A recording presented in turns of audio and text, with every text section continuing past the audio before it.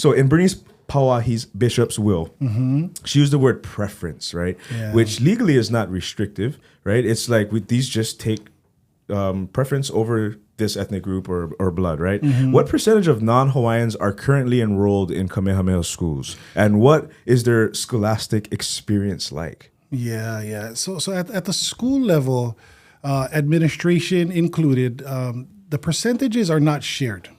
As far as admissions does the entire system themselves. We just serve whoever show up, basically.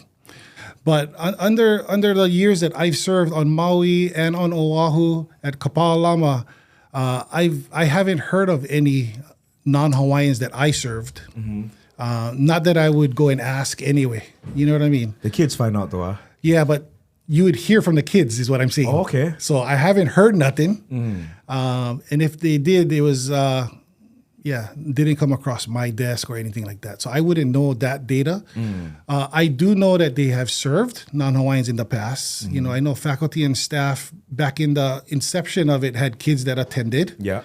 I know that the John Doe process, that was another one that had entered KS and you know, had to go through that process with them. Since then, the things have changed, and the admissions is its own department. So all they do is do the checks. They do all the admissions process, and then they give us a list of kids that's coming. Okay. So I wouldn't know any details. Yeah, that's totally fine. Where do you see Kamehameha Schools in, let's say, 20 years? My hope is that we're serving a lot more kids, bro, to be honest. Yeah. And one of the areas that they're going to attack in this admissions is our tax preference. So there's different ways that are going to be huge implications. One is to the trusts and the wills across the board for everyone. The other one is going to be a tax implication. So if you're a $14 billion endowment annually around approximately, I don't know the exact numbers right now, but if you're on $14 billion, 20 to 30% tax. Wow. Do the math, bro. Wow. You're about 2 to 4 billion losses. Yeah. So the question is going to be really, would you want to give up a few billion a year to keep the preference? Or do you want to keep that money to serve more kids? And I think what it also does is it also shares your culture with more cultures. Yes. And when you think in a global sense, what is the goal? To stay exclusive and not let anyone in? Or is it to include and teach and educate others of who you are? Yeah. And who they are if they're here? Absolutely. And as an educator, lifelong learner, my philosophy has always been I serve whoever's in front of me, bro. I don't care where you come from, what you did. I don't care if you broke the law. Whoever you are in front of me, you will get the best of me. And I expect it of everyone that has worked for me. We give the best no matter who's in front of us. So I agree with you to a certain extent. I think that simplifies it to just serve everyone the best, because the culture should be for everyone, especially if you use kingdom ideology where everyone was welcomed, right? That's the thing. It's not kingdom ideology anymore. Exactly. But that is the basis, right? Yeah. Well, what happened? What was there before kingdom, right? So it depends on what you want to reference or what mindset, right? But when it comes to in being inclusive, which we already are because of the multitude of cultures that are here and demographics of people and everything, I just wanted to know your stance, and it was one that I wasn't expecting for one. I also want to ask, what's the mentality of others that work there? Do a lot of them adopt this mind frame?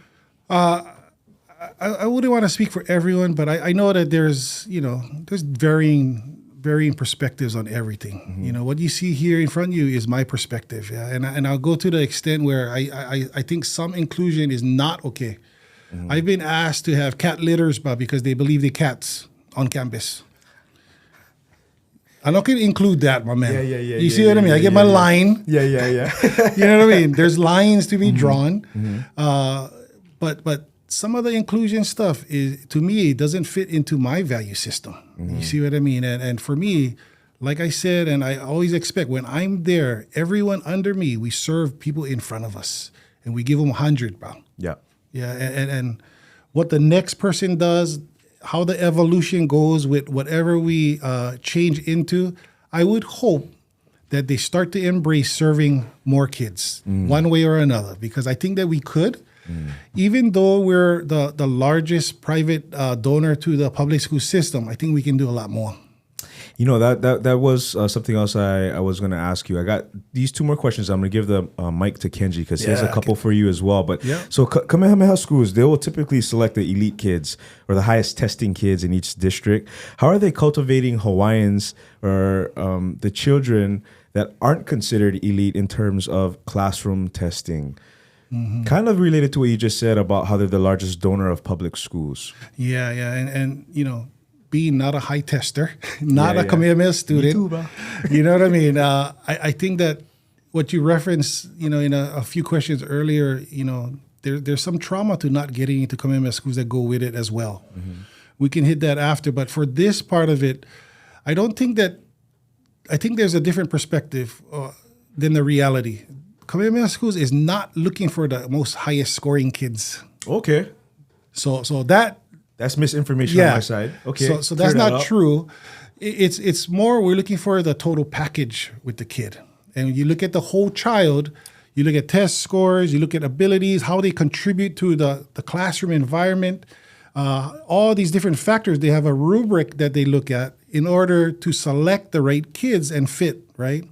A lot of it is leadership, so they base it on the goals and targets that the school is working towards, and right now they're working towards ʻoiwi leadership and other things. Looking for those invaluable skill sets that will make the school environment move forward with the goals and targets is what it is right now. And they measure that through testing. Testing, interviews, written samples, a bunch of different ways that they look at it and they collect it. And then they have like families do a questionnaire, tell them about the ʻohana, where they're from, what kind of cultural practices. So like Kamehameha Schools is doing Hawaiian culture-based education. They're doing efforts around eola and ea. And they're looking for people like-minded in order to build and move towards the goal, right? I don't know if that answers your question, but it's kind of broad. It's not just the highest score get in. Okay. I heard that from a couple of bitter people that were rejected. Oh yeah, so, I was rejected, bro, three times. Well, I mean, I just, it's just something that, honestly, I didn't do my research to see how they actually do it. So they also even interview the family members. No, they interview the family members can submit a questionnaire that they give out, right? And they do like a written biography of who they are and whatnot. And then the students get interviewed. That's part of it. Yeah. And then at every grade entry point, it's a little tweaked to meet the needs at the student level. Okay. Yeah. Well, one thing I do gotta say is that most of the people, I do know a lot of Kamehameha graduates throughout a lot of different years, and they all are very prideful in the school, right? And being a part of that system, and they all have gone off to do really well in life. Most of the ones that I know anyway. So I can attest to that.